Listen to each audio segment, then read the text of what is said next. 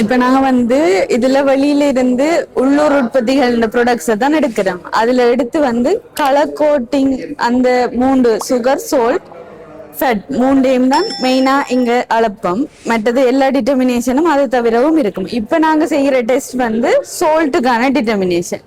அப்ப அதுல நாங்க 5 கிராம் சாம்பிள் எடுத்து அரைச்சு அதை கிரைண்ட் பண்ணி டைலூட் பண்ணி சாம்பிள் வச்சிருக்கிறோம். அந்த சாம்பிளோட நாங்க இண்டிகேட்டரா பொட்டாசியம் டைக்ரோமேட் ஆட் பண்றோம்.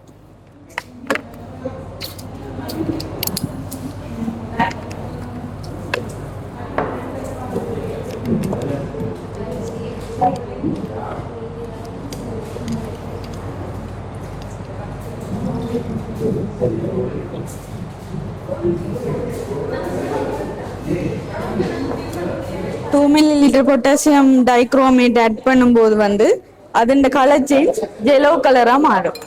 அப்ப எங்கட இதுல நாங்க சால்ட் இருக்கா இல்லையான்றத கண்டுபிடிக்கிறதுக்கு நாங்க குவான்டிடேட்டிவ் டெஸ்ட் தான் இது எல்லாமே. அப்ப சால்ட் இதுல இருந்ததுன்னு சொன்னா எங்கட கலர் சேஞ்ச் yellow டு orangeக்கு மாறும். அப்ப அதை நாங்க டைட்ரேட் பண்ற மெதால்னு சொன்னா AgNO3 அது டைட்ரேட் பண்ணும்போது orange கலருக்கு அந்த கலர் சேஞ்ச் மாறும்.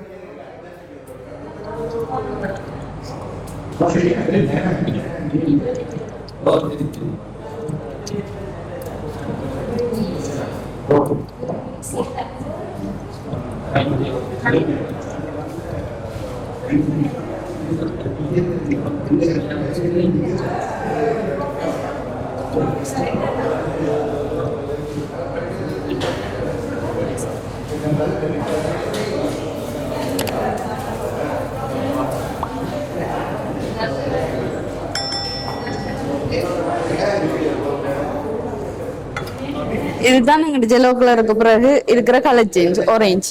இப்ப எங்களுக்கு இதுல சால்ட் இருக்குமன்றதை நாங்க டிட்டர்மைன் பண்ணிட்டோம். ஆனா எங்களுக்கு அமௌண்ட் வைஸ் எவ்வளவுன்றது ஒரு ஃபார்முலா கால்குலேஷன்ல தான் செய்வோம்.